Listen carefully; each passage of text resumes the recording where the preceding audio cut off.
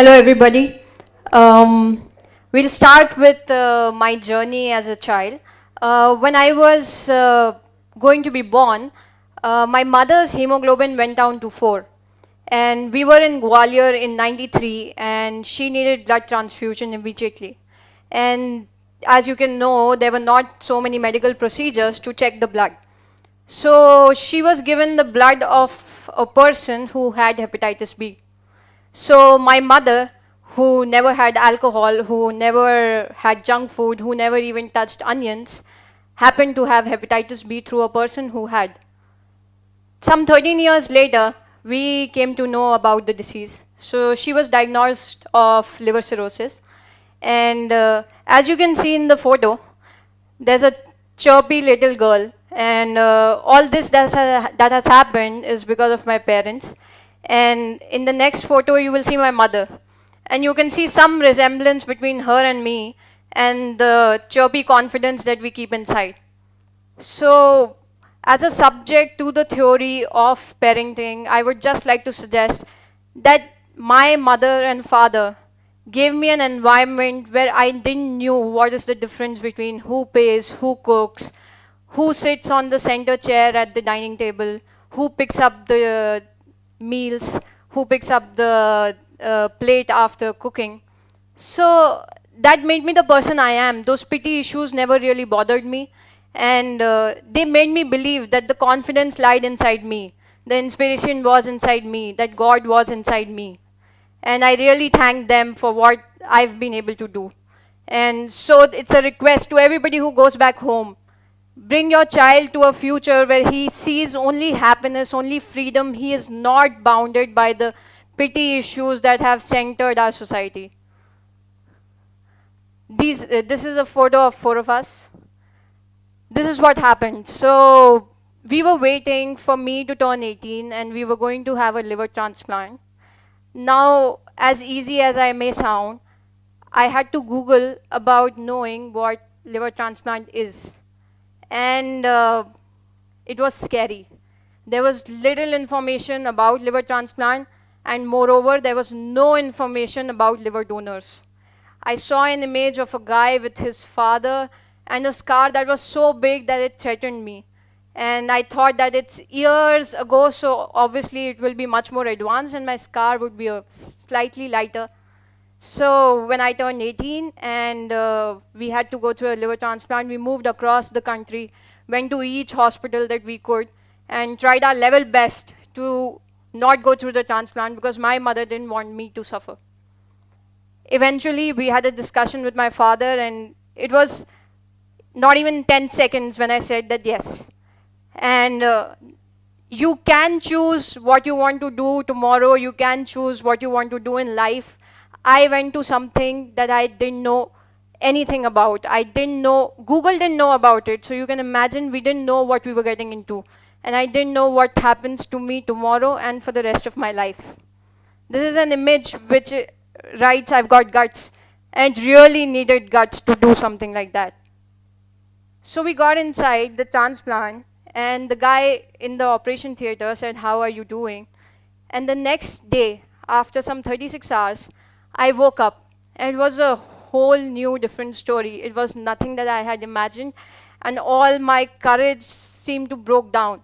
And I remember that we did the transplant in Apollo, Delhi, and when I woke up, I was in the kidney ICU. So the liver ICU was supposed to be much advanced and much bigger. The kidney transplant is a slightly easier procedure, and liver transplant came to India very recently, so it wasn't as advanced. And I was put into the last room of a very, very long lobby. And when I woke up, I could see somebody bang opposite me, and everything else was shut. So it was like a very dark room with nobody, and I woke up in the middle of the night. I don't know the time, and I couldn't see a human being around. And I was in pain. I was in deep pain. And I had a morphine bottle here and a lot of wires across me.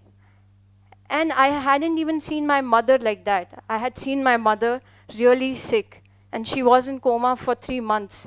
So I knew what being sick is.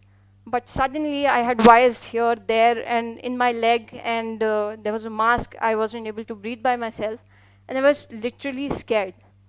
I wanted to touch the button and call the nurse, but I couldn't reach the button. I just wanted to sleep so that morning comes and I'm able to pass this night, but it didn't happen. I was so scared. The next day, my grandfather seemed to come and he asked me how I am. And I told him that I am in pain. If you shift the chair, then I'll feel better because my back was paining. If I stand a little bit, I'll feel better. But he seemed to not understand what I was saying.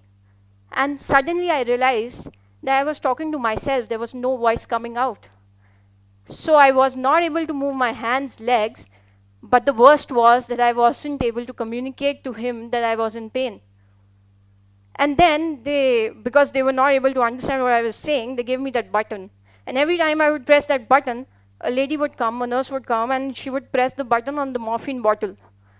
And there were bottles and bottles of morphine going inside me. Eventually, I decided I will not touch the button. Some months later, we decided that we have to start sitting, standing. And as a child, you might not remember how it happened, but I have learned it from scratch. I have learned how to sit, I have learned how to walk, I have learned how to run. And it means so much to me when I remember that my mother was in a very big lobby of ICUs. So there was an ICU, then there was a CCU, and then there was a CCCU where she was. And nobody was allowed to go there, except the donor, because I was the least who could infect her. So when I went there, and I was on a wheelchair, and she was on a stretcher, and this was what she wrote, and she couldn't write, obviously.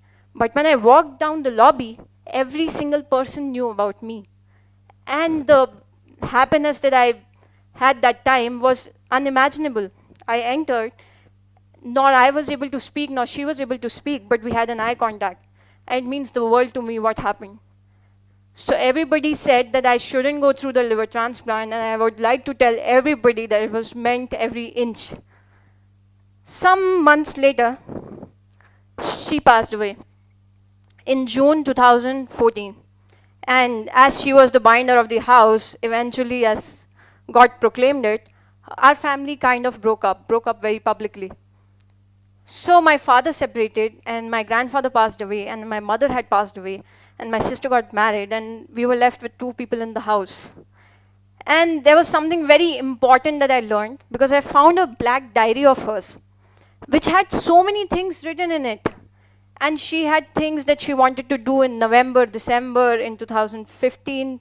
She passed away in 2014, in 2017, how she would get my sister married. Everything was planned. Everything was bang planned. But nothing went according to plan. That day I realized how much it matters what I have got, and she hadn't. If you would have seen her struggling, you would know how much she fought to stay alive. And she didn't get that chance. I did. So I embraced that. And I knew how I would live the next life I have. Every day after that, I knew what I wanted to do. And I decided I will give all my might to make it possible. I was lucky enough to meet 2 beautiful people. And they became my parents. And we became so close that eventually things started falling in place. My story also has an animated character. So we had an IP called Purple Turtle, just like Mickey Mouse. And some people told me, it's a very established business, what are you doing? Some people told me, this is just an idea, there's nothing to do, what are you doing? And I decided that I will work on it. And we worked hard, we worked very hard. We used to go to leads that we know will not work up at all. And we would go to important people, we would work at night, morning, we did whatever we could to make it rise. The good part is that now we have 14 preschools of Purple Turtle. It is in 25 countries with books. We have some content in 1,000 smart devices. And now we have the best of the animation series coming with the biggest distributor in the world in France. And we have a co-production between India, Ireland, France, and US. So I think I marginally did well.